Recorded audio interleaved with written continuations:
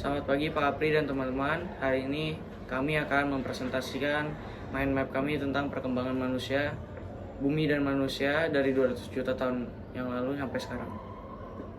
Pertama-tama saya akan menjelaskan mengenai perkembangan daratan dan lautan dari 200 juta tahun lalu hingga sekarang. 200 juta tahun lalu atau zaman Pangea, sekitar 200 juta tahun yang lalu, seluruh daratan di bumi masih menyatu menjadi satu benua raksasa yang disebut Pangea. Benua ini dikelilingi oleh lautan luas yang dinamakan Pantlasa, satu-satunya samudra besar yang menutupi hampir seluruh permukaan planet. Pada masa ini, belum ada benua seperti Asia, Afrika, Amerika, atau Australia. Semua daratan bergabung menjadi satu wilayah besar dan kehidupan masih didominasi oleh reptil raksasa seperti dinosaurus yang hidup di darat, serta berbagai makhluk laut purba di Samudra Atlasa. Iklim di bumi pada masa Pangea relatif panas dan kering. Di bagian tengah benua hampir tidak ada laut yang menembus ke dalam daratan, sehingga banyak wilayah yang berupa gurun luas dan tandus. Namun, di sekitar pesisir kehidupan laut berkembang pesat. Kondisi bumi yang stabil ini perlahan mulai berubah ketika lapisan dalam bumi bergerak dan menimbulkan tekanan pada kerak bumi.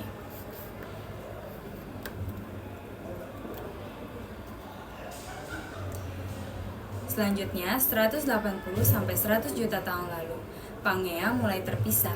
Sekitar 180 juta tahun lalu, Pangea mulai retak dan terbelah karena pergerakan lempeng tektonik. Retakan besar ini memisahkan Pangea menjadi dua benua utama, yaitu Laurasia di bagian utara yang kelak akan menjadi Amerika Utara, Eropa, dan Asia Utara, dan Gondwana di bagian selatan yang nantinya menjadi Amerika Selatan, Afrika, Australia, Antartika, dan juga India.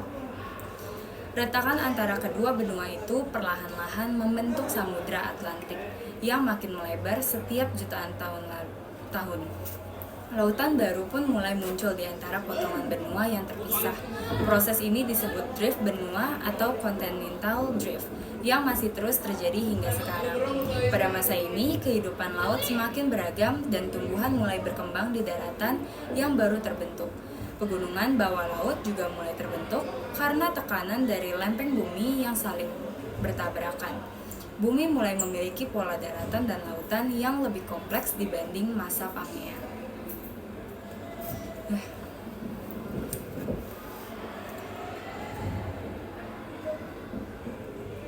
65 juta tahun lalu, atau bentuk benua mulai menyerupai sekarang. Sekitar 65 juta tahun yang lalu, benua-benua terus bergerak dan bertumpukan. Misalnya, lempeng India yang bergerak cepat ke arah utara menabrak lempeng Eurasia, dan benturan itu membentuk pegunungan Himalaya yang hingga kini menjadi pegunungan tertinggi di dunia. Pada masa ini juga terjadi perubahan besar pada kehidupan di bumi. Sebuah meteor raksasa menghantam bumi dan menyebabkan kepunahan massal dinosaurus. Setelah peristiwa itu, mamalia mulai berkembang pesat dan menjadi penguasa baru di daratan. Bentuk benua pada masa ini sudah mulai menyerupai kondisi sekarang. Walau posisinya belum persis sama, misalnya Amerika Selatan masih lebih dekat ke Afrika dan Australia masih menempel di sisi selatan Antartika. Samudra Atlantik terus melebar sementara Samudra Hindia mulai terbentuk di antara Afrika dan juga Asia. Garis pantai juga mulai berubah karena naik turunnya permukaan laut akibat aktivitas vulkanik dan iklim. Selanjutnya, 2 juta tahun lalu atau zaman es.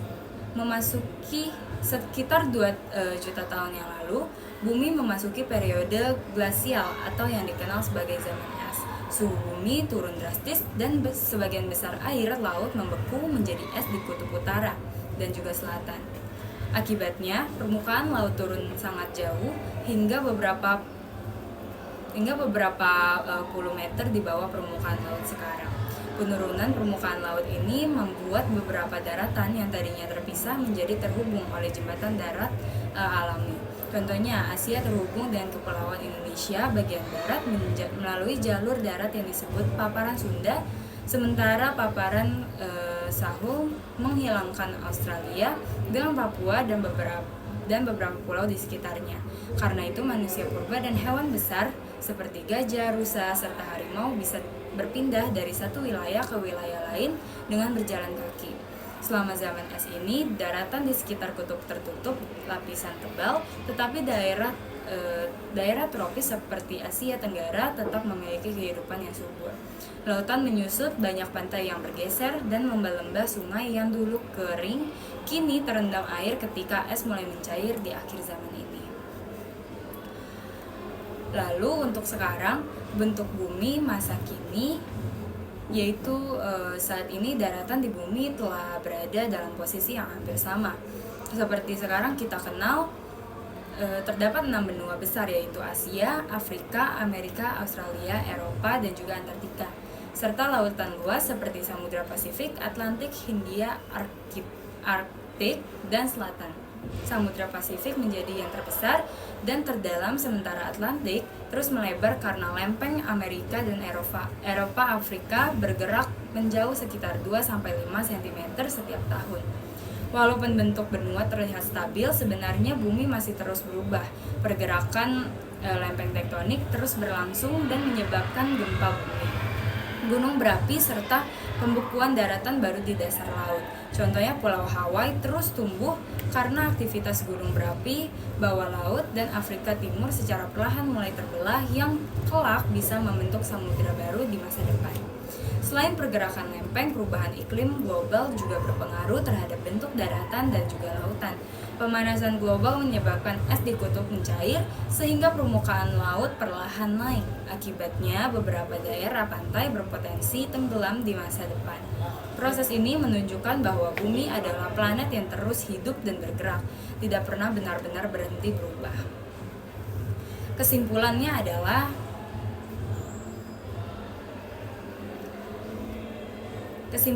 adalah perjalanan panjang bumi dari satu benua raksasa Pangea hingga menjadi 6 benua seperti sekarang adalah bukti luar biasa tentang dinamika planet kita. Selama lebih dari 200 juta tahun, daratan dan juga lautan terus berubah karena kekuatan alam yang luar biasa besar. Mulai dari pergerakan lempeng bumi, aktivitas gunung berapi, hingga perubahan iklim.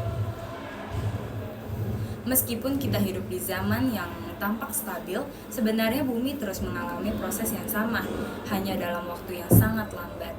Mungkin jutaan tahun ke depan, benua-benua yang kita kenal sekarang akan kembali bergeser bersatu atau bahkan membentuk benua baru.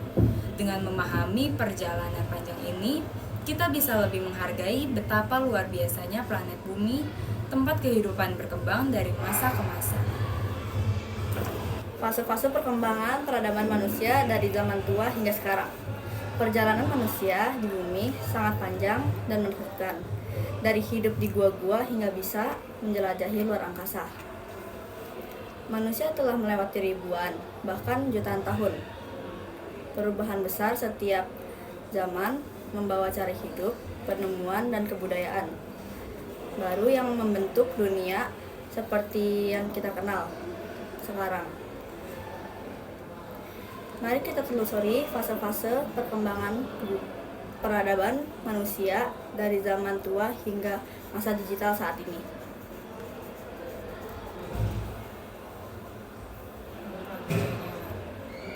Zaman prasejarah. Zaman prasejarah adalah masa ketika manusia belum mengenal tulisan mereka. Mereka hidup sederhana dan bergantung sepenuhnya pada alam. Pada masa ini, manusia berpindah-pindah tempat, mencari makan dengan berburu hewan liar dan mengumpulkan buah-buahan. Mereka disebut manusia nomaden. Fase ini dibagi menjadi beberapa bagian penting.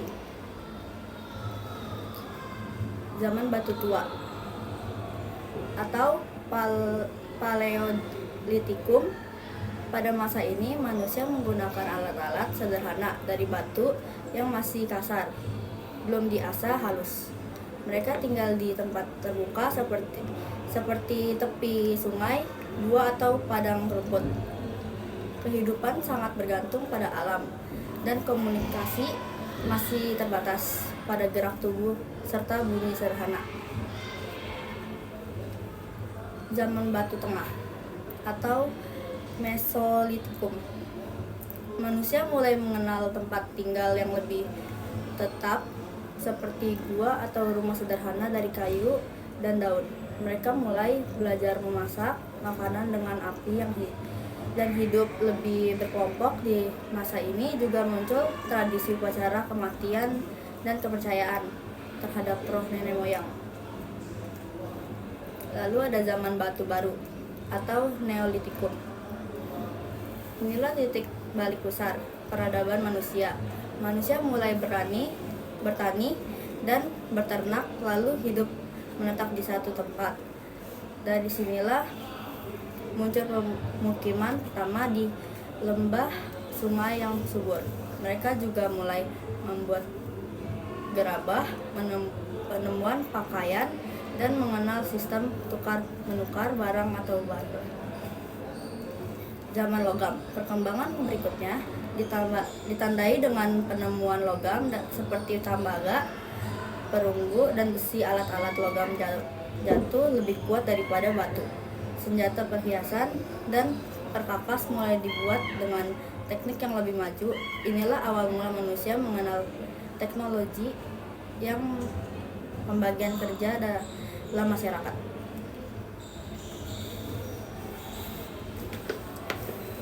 Lalu zaman kuno sekitar 3000 sebelum Masehi dan 500 setelah Masehi. Manusia mengenal tulisan. Manusia memasuki zaman sejarah, dimulai dengan munculnya peradaban besar di dunia kuno. Penulisan menjadi alat-alat penting untuk mencatat hukum, perdagangan, dan ilmu pengetahuan. Manusia mulai membangun kota, sistem pemerintahan, dan kepercayaan agama. Peradaban besar seperti Mesir kuno tumbuh di tepi sungai Nil dengan piramida megah dan hieroglifnya. Di Mesopotamia, manusia membangun kota-kota pertama seperti Ur dan Babilonia, serta menciptakan tulisan paku di tanah liat di India. Lahir peradaban lembah Indus dengan sistem kota yang teratur, sementara di Tiongkok dinasti Xia dan Shang mulai membentuk kebudayaan yang kuat dan berpengaruh hingga kini. Di wilayah Yunani dan Romawi, lahir sistem yang dengan demokrasi, filsafat, dan hukum yang menjadi dasar dunia barat modern.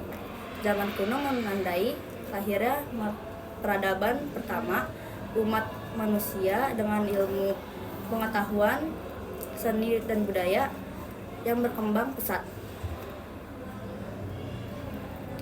Zaman pertengahan 500 sampai 1500 Masehi. Setelah runtuhnya kekaisaran Romawi, dunia memasuki zaman pertengahan di Eropa.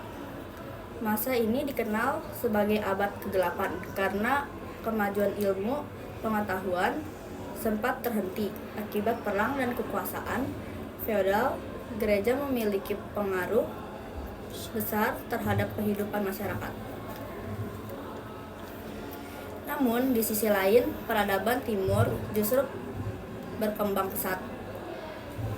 Kekaisaran Bizantium menjaga ilmu-ilmu Yunani kuno, sementara kekhalifan Islam menjadi pusat ilmu pengetahuan matematika, kedokteran, dan astronomi. Di Baghdad, Kairo, dan Andalusia berdiri perpustakaan dan universitas besar, tempat para ilmuwan menulis karya yang kelak mempengaruhi dunia modern. Zaman pertengahan juga dikenal dengan berdirinya kerajaan-kerajaan besar seperti Majapahit, Sriwijaya, dan Khmer di Asia Tenggara. Masyarakat mulai mengenal sistem pemerintahan yang lebih teratur, perdagangan antara wilayah, serta mempengaruhi agama yang meluas. Zaman modern awal dari 1500 sampai 1800 Masehi. Memasuki abad ke-15, dunia mengalami kebangkitan besar yang disebut Renaissance. Manusia mulai berpikir kritis dan mencari pengetahuan baru di bidang seni, sains, dan filsafat.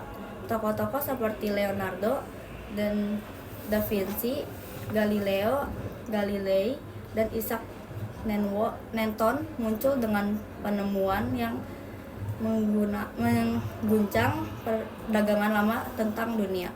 Pada masa ini mulai terjadi penjelajahan dan samudra besar di mana bangsa-bangsa Eropa seperti Spanyol, Portugis, Inggris, dan Belanda berlayar mencari rempah-rempah dan wilayah baru. Akibatnya, banyak wilayah di Asia, Afrika, dan Amerika menjadi koloni mereka.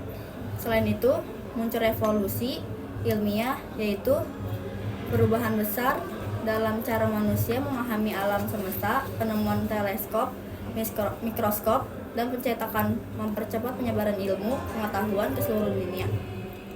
Dunia mulai memasuki era modern.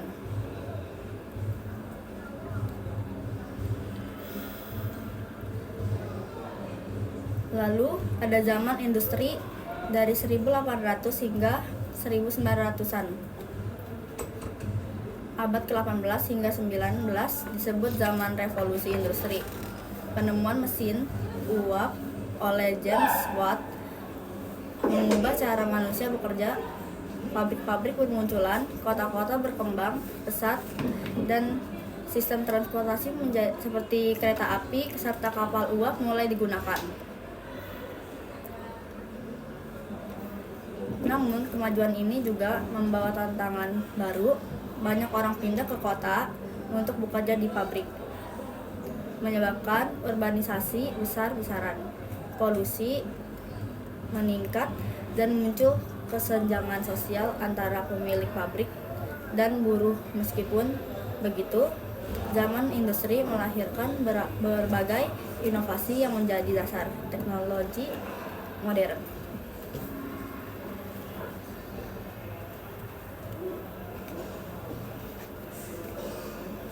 Lalu ada zaman modern dari 1900-an hingga 2000-an. Abad ke-20 adalah masa perubahan yang sangat cepat. Dunia mengalami 2 perang dunia besar yang menyebabkan penderitaan luar biasa, tetapi juga memicu kemajuan pesat dalam teknologi, militer, kedokteran, dan komunikasi.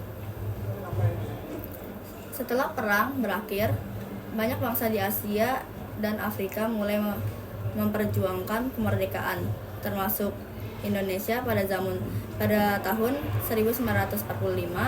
Internasional seperti PBB untuk menjaga perdamaian dunia. Pada masa ini, penemuan seperti telepon, pesawat terbang, komputer, dan televisi mengubah cara manusia berkomunikasi dan berinteraksi. Di bidang ilmuwan pengetahuan, manusia berhasil menjejakkan kaki di bulan pada tahun 1969, tonggak sejarah luar biasa dalam perjalanan umat manusia. Lalu terakhir, zaman digital pada 2000-an hingga sekarang. Kini kita hidup di era digital di mana teknologi informasi berkembang luar biasa cepat. Internet, ponsel pintar, dan kecerdasan buatan membuat manusia paling terhubung di seluruh dunia hanya dalam hitungan detik. Aktivitas seperti belajar, bekerja, bahkan berbelanja kini bisa dilakukan secara daring. Zaman digital juga memandai awal revolusi industri keempat, di mana teknologi seperti robotika, AI, dan energi hijau mulai menggantikan sistem lama.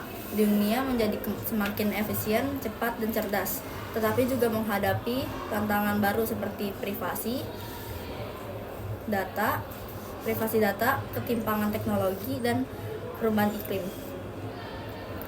Kita sedang hidup di masa transisi menuju peradaban baru berbasis teknologi dan kesadaran global masa di mana manusia tidak hanya berinovasi tetapi juga harus belajar menjaga keseimbangan antara kemajuan dan kelestarian bumi.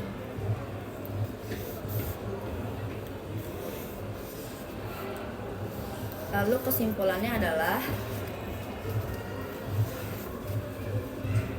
dari zaman batu hingga sekarang, zaman digital, manusia telah menempuh perjalanan panjang menuju peradaban yang maju. Setiap zaman memberikan pelajaran penting bahwa perubahan adalah bagian dari kehidupan. Teknologi boleh berkembang, tetapi nilai-nilai seperti kerja keras, kebersamaan, dan tanggung jawab tetap menjadi dasar peradaban yang sejati. Dan mungkin di masa depan kita akan memasuki fase baru, zaman luar angkasa, ketika manusia hidup tidak hanya di bumi tetapi juga di planet-planet lain. Bagian-bagian bumi, daratan yang muncul dan tenggelam. Tahukah kamu bahwa permukaan bumi yang kita pijak sekarang tidak selalu sama dari zaman ke zaman? Ada bagian yang muncul menjadi daratan, ada juga bagian yang perlahan menjadi tenggelam ke dasar laut. Semua ini terjadi karena bumi adalah planet yang hidup dan terus bergerak melalui pergerakan lempeng tektonik, letusan gunung berapi, serta perubahan iklim dan permukaan laut. Bentuk muka bumi senantiasa berubah, baik di daratan maupun di bawah laut. Untuk memahami hal itu, mari kita pelajari tiga bagian utama permukaan bumi: daratan besar atau benua, dasar laut, serta daratan yang muncul dan tenggelam secara berkala.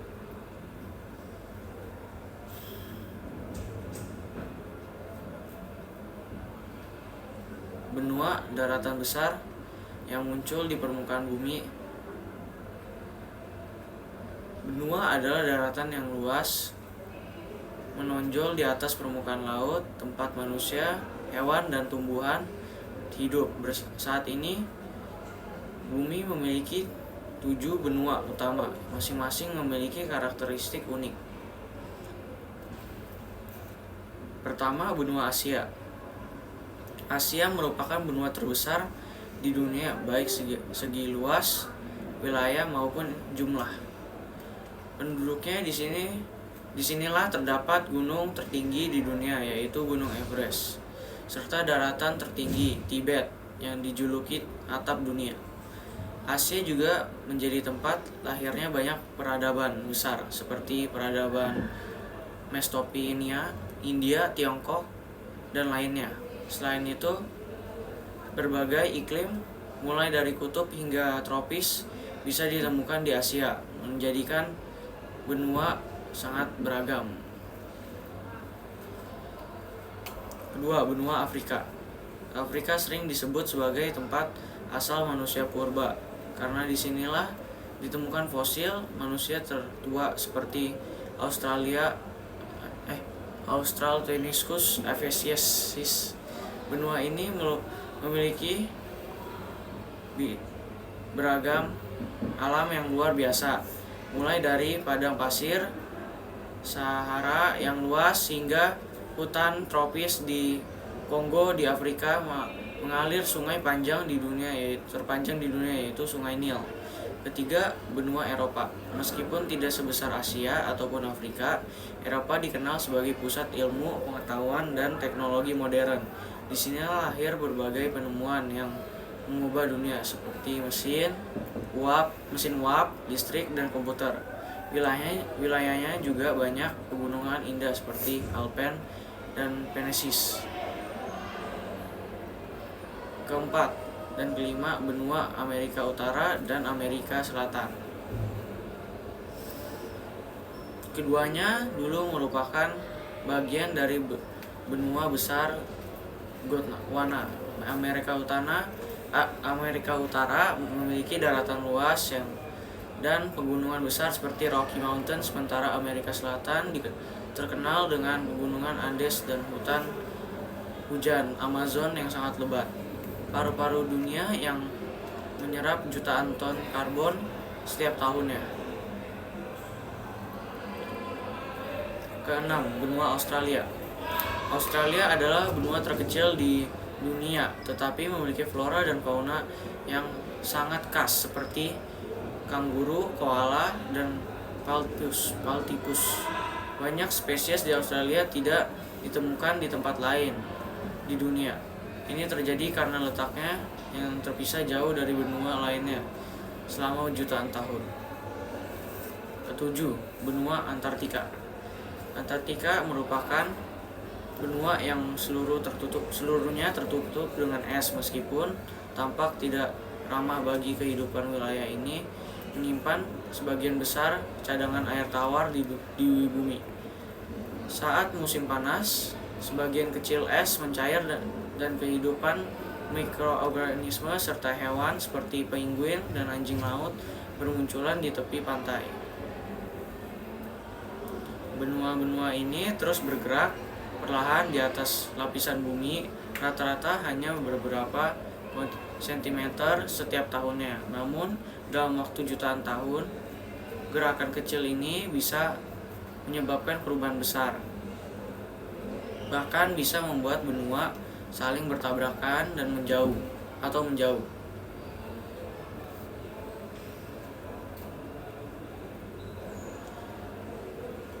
Yang kedua adalah dasar laut.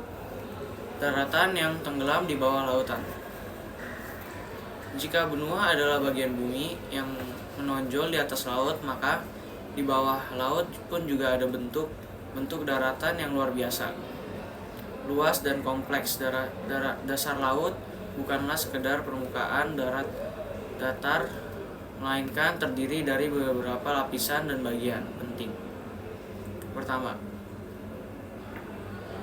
paparan benua atau continental shelf. Ini adalah bagian dasar laut yang dangkal dan terletak di tepi benua.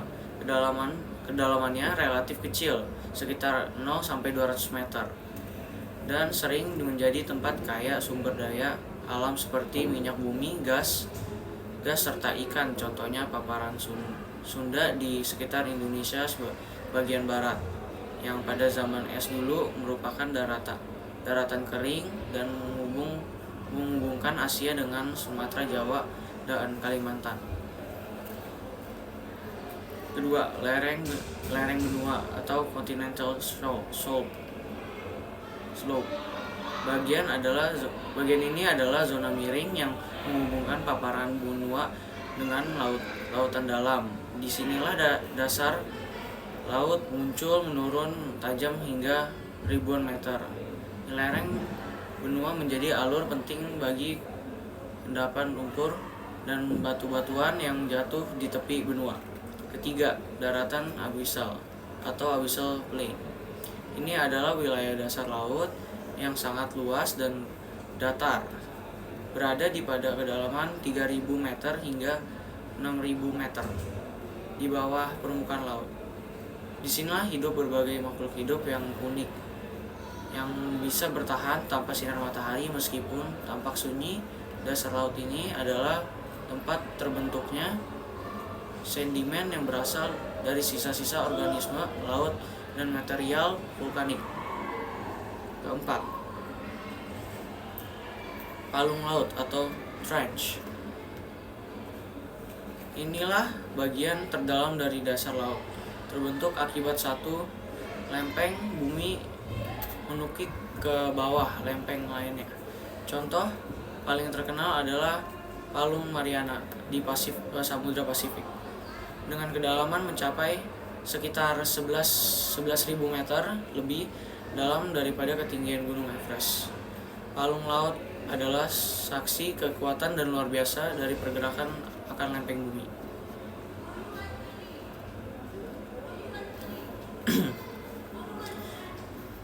Yang ketiga adalah daratan yang muncul dan tenggelam secara berkala.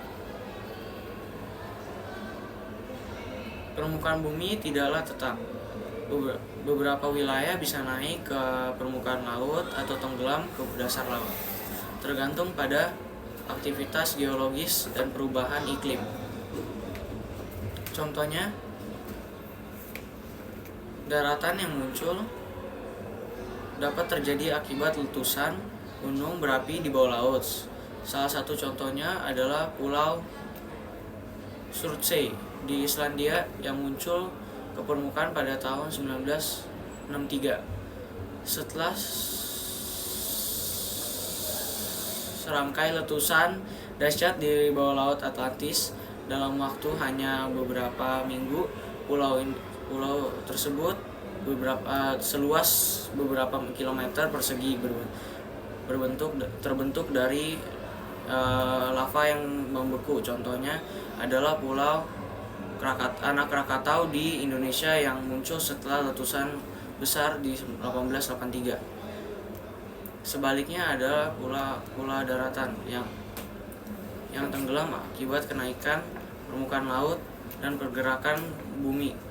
Salah satu contohnya adalah Sunland, wilayah purba dahulu yang merupakan menghubungkan Asia Tenggara dengan Kalimantan, Sumatera, dan Jawa. Saat zaman es berakhir dan es di kutub mencair, wilayah itu perlahan tenggelam dan berubah menjadi Laut Jawa serta Laut Cina Selatan. Bahkan dalam legenda disebut pula benua yang hilang seperti Atlantis yang dipercaya tenggelam akibat bencana besar. Perubahan ini menunjukkan bahwa bumi tidak pernah diam. Daratan yang kita injak hari ini bisa menjadi bisa jadi jutaan tahun lagi akan tenggelam di bawah laut. Sementara wilayah baru mungkin muncul menggantikannya.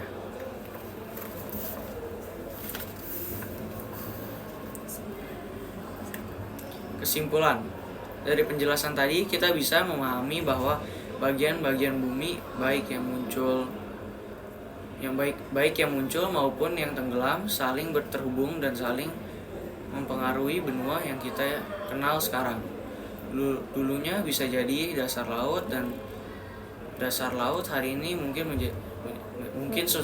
suatu saat menjadi daratan baru. Semua proses ini berlangsung sangat lambat, tetapi kekuatannya luar biasa. Inilah yang membuat planet bumi begitu dinamis dan menakjubkan. Dengan mempelajari bagian daratan dan lautan berubah, kita belajar bahwa bumi bukan hanya tempat tinggal